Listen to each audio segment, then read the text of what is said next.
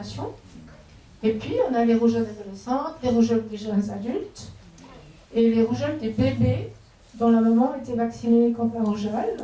Donc, elle a passé moins d'anticorps à son bébé que quand elle avait eu la rougeole normale. Quand la rougeole se promenait dans la population, il y avait la rougeole. Et puis après, il y avait les autres épidémies de rougeole, 3 printemps après ou comme ça faisait des rappels. Donc tout le monde était très bien protégé contre la rougeole. Et il y avait relativement peu de rougeole d'adultes. On savait qu'il pouvait y avoir par-ci par-là une rougeole d'adulte, et on savait, tout le monde savait, que quand on fait sa maladie d'enfance à l'âge adulte, c'est toujours plus grave. Ça, tout le monde sait ça. Voilà. Mais maintenant, la règle, quand on fait la rougeole, c'est de la faire à un âge qui n'est pas normal, qui n'est pas l'âge où on fait le moins de complications. Et la mortalité de la rougeole a décuplé, a été multipliée par 10. Et si on regarde l'âge des morts de rougeole, c'est des adultes et des nouveau-nés. Donc voilà, et puis c'est la même chose c'est le même système avec les oreillons et avec la rubéole. On repousse l'âge de ces maladies d'enfance. Ce qui dans les oreillons est ridicule, parce que ce dont on a peur avec les oreillons, c'est l'orchite de l'homme adulte. Donc il y aura plus d'orchite d'homme adulte si on vaccine tout le monde. Heureusement, il ne marche pas le vaccin oreillon. Les gamins font quand même leurs oreillons. Et puis la rubéole, c'est pour protéger donc, la femme enceinte au début de grossesse. Donc il y aura probablement plus de femmes séronégatives pour la rubéole si on vaccine tout le monde. Quoi. Donc c'est un drame en fait. La disparition des maladies d'enfance par les vaccinations, c'est un problème de santé publique. Et c'est étonnant parce que moi ça fait 15 ans que je suis à la retraite, hein, et j'ai beaucoup de chance. Hein.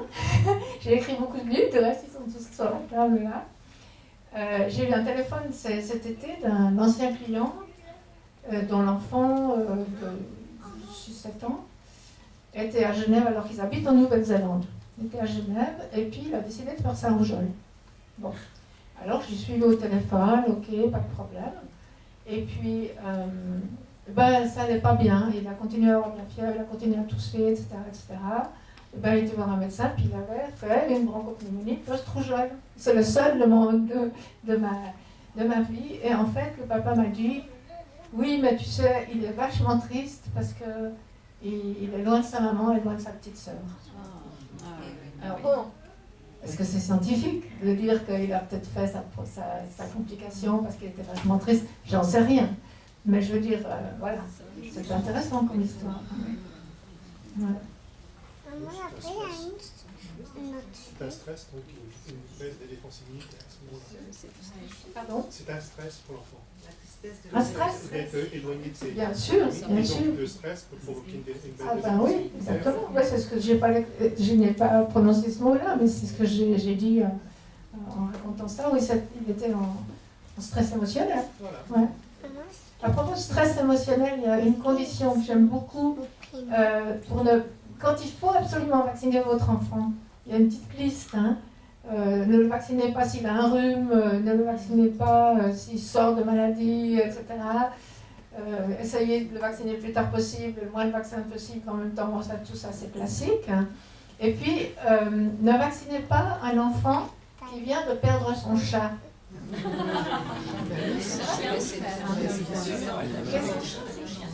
Pour un enfant, c'est vraiment très important. Du reste, on dit que les animaux domestiques dans la vie d'un enfant sont faits pour un apprentissage du deuil. Parce que bon, ils vivent moins longtemps que nous, donc forcément, il y a un chat qui va mourir, un chien qui va mourir, puis il y a tous les accidents, etc. Et voilà, cette notion que le stress diminue les défenses immunitaires, ça c'est très important. Mais c'est pas une notion qui est très ancrée dans la tête de la majorité des médecins, malheureusement. Bon, alors, notre ami. Je vais vous faire passer ce livre qui est écrit par Andrew Wakefield. Il l'a écrit en 2012, je crois. Le titre, c'est Callous Disregard. Ça veut dire mépris absolu, mépris total. Et en fait, c'est un médecin qui a été accusé par l'ordre des médecins, qui s'appelle le GMC, le General Medical Council à Londres. Et ils l'ont accusé de callous disregard, de ne pas avoir de bienveillance pour la souffrance des enfants. Et lui, il leur renvoie ça. Il leur dit, c'est vous qui n'avez pas qui avez un mépris total pour la souffrance des enfants. Alors, je vous fais passer le livre pour que vous voyez comment il s'appelle ce monsieur. Et puis, sa photo est très parlante. C'est la photo vraiment d'un homme compatissant, en fait. Hein. Donc, c'est bien que chacun d'entre vous l'ait en main quelques secondes, une minute. Donc, Andrew Wakefield, qu'est-ce qu'il doit avoir, une cinquantaine d'années? C'est un médecin anglais qui avait un papa médecin, un grand-père médecin et un arrière-grand-père médecin. Des vrais médecins, hein, des médecins qui écoutent, qui essayent de soigner et d'aider les gens. Et lui, il a choisi d'être chercheur. Donc, il est chercheur spécifiquement au niveau des problèmes du tube digestif, de ce qu'on appelle la maladie de Crohn. Je ne sais pas si vous savez ça. Ouais. Donc ça, c'est une maladie adulte où il y a une malabsorption des problèmes du tube digestif. Donc il a fait des études depuis les années 80 sur la maladie de Crohn. Et déjà, au début 90, il se méfiait un petit peu de la rougeole. Parce que la rougeole, bon, je vous ai dit, c'est bien, ils n'ont fait aucune complication. Mais c'est vrai que la rougeole, quelque part, c'est une sale maladie. Dans le tiers-monde, un gamin mal nourri, tuberculeux, etc., quand il chope la rougeole, eh ben, il y en a beaucoup qui s'en vont. Il y en a beaucoup qui meurent de rougeole, parce qu'ils sont à la limite de leur système immunitaire, et puis paf, ben, c'est plus possible. Quoi. Donc voilà. Et puis, il y a des trucs assez étonnants avec la rougeole, et en 1956, il y a un médecin qui avait déjà fait écrit un article, ou fait une publication, je crois plutôt dans une je ne sais plus son nom, c'est on peut retrouver. Et c'était le pain et les larmes.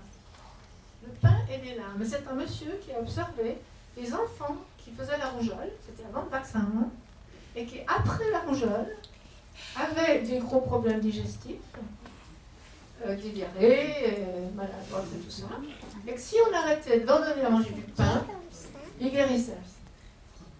Hein, donc l'histoire du gluten.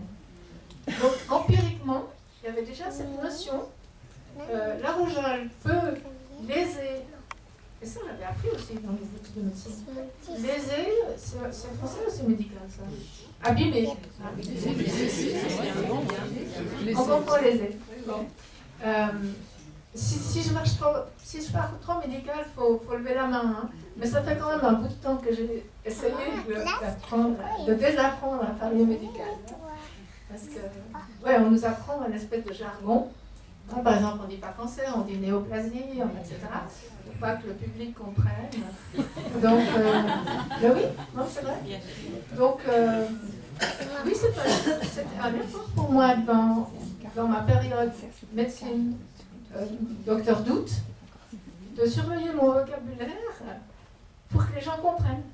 Hein, parce qu'en tant que médecin, on a l'habitude d'employer certains mots qui ne sont pas grand public. Ça s'appelle le jargon. Alors, j'ai perdu le fil. Je parlais de quoi? Le rapport entre la rougeole et le Wakefield. Oui, alors Wakefield, il travaillait dans les années 90 dans un grand hôpital à Londres, le Royal Free Hospital, l'hôpital libre royal, je ne sais pas pourquoi il est libre, comme chercheur dans le département de gastro-entérologie pédiatrique.